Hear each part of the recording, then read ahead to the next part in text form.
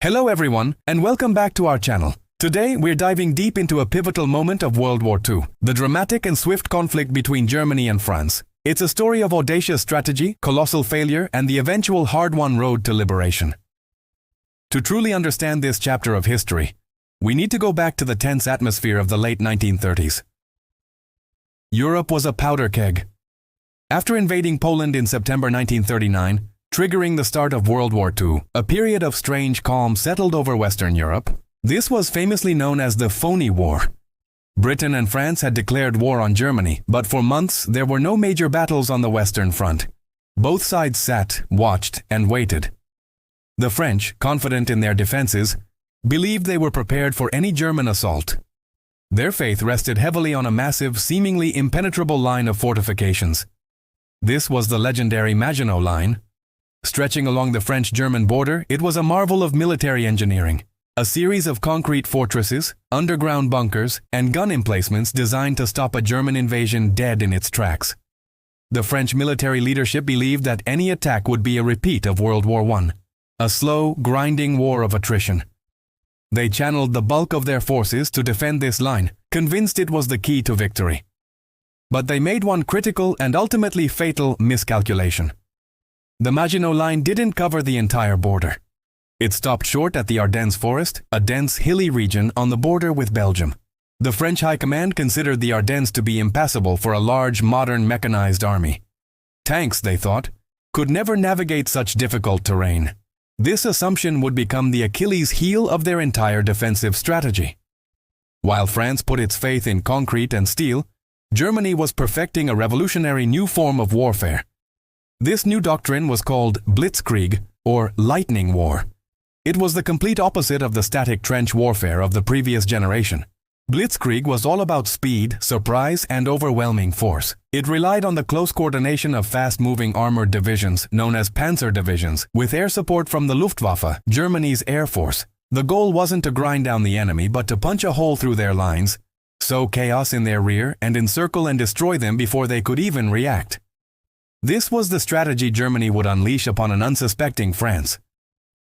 On May 10, 1940, the Phony War came to an abrupt and violent end. Germany launched its massive western offensive, codenamed Fallgelb, or Case Yellow. The plan was audacious. While one German army group made a diversionary attack through the Netherlands and northern Belgium, drawing the main Allied forces north, the real blow would come from an unexpected direction. The bulk of Germany's armored might, 7 panzer divisions, surged directly through the impassable Ardennes forest. The French and their British allies were caught completely off guard. They had rushed their best troops north into Belgium to meet the expected main thrust, precisely as the Germans had hoped. As the Allied forces moved forward, the German armored spearhead was already bursting out of the Ardennes and racing across northern France towards the English Channel. The German advance was relentless. The French defenses in the area were weak, consisting mainly of second-rate reserve divisions. They were simply no match for the concentrated power of the panzer divisions. Within just 10 days, the German army had reached the coast. This single maneuver effectively cut off the entire northern Allied army group, trapping the British Expeditionary Force, the best French armies, and Belgian forces in a pocket around the port of Dunkirk. The main line of French defense was completely bypassed. The Maginot Line, on which France had spent a fortune and pinned all its hopes, had been rendered irrelevant without a single major assault. The Germans had simply gone around it. What followed was the legendary evacuation of Dunkirk, a miraculous but desperate rescue operation. But for France, the disaster was only beginning. With its best armies trapped and its defensive strategy in ruins, the country was left wide open. The German forces then launched the second phase of their plan, Vollrot, or Case Red, turning southward to attack the remainder of France.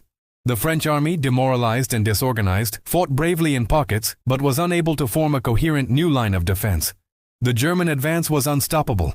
On June 14, 1940, a date that lives in infamy for the French, German troops marched into an undefended Paris. The French government had already fled the capital, declaring it an open city to spare it from destruction.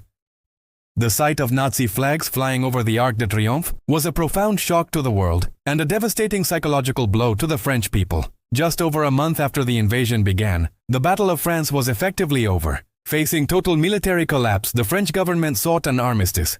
On June 22, 1940, in the very same railway carriage where Germany had signed the armistice ending World War I in 1918, France formally surrendered. This act of historical revenge was deliberately staged by Hitler to humiliate the French. The terms were harsh. Germany would occupy the northern and western 3/5 of the country, including Paris and the entire Atlantic coast. The remaining southern part of France became a new state, officially known as the French state, but more commonly referred to as Vichy France, after the spot town where its government was based. Led by Marshal Philippe Pétain, a hero of World War I, the Vichy regime was officially neutral, but in practice collaborated extensively with Germany. It was a dark and complex period of French history, marked by compromise and resistance existing side by side. France, a great power that had begun the war with one of the world's largest armies, was now defeated and divided. But the story doesn't end there.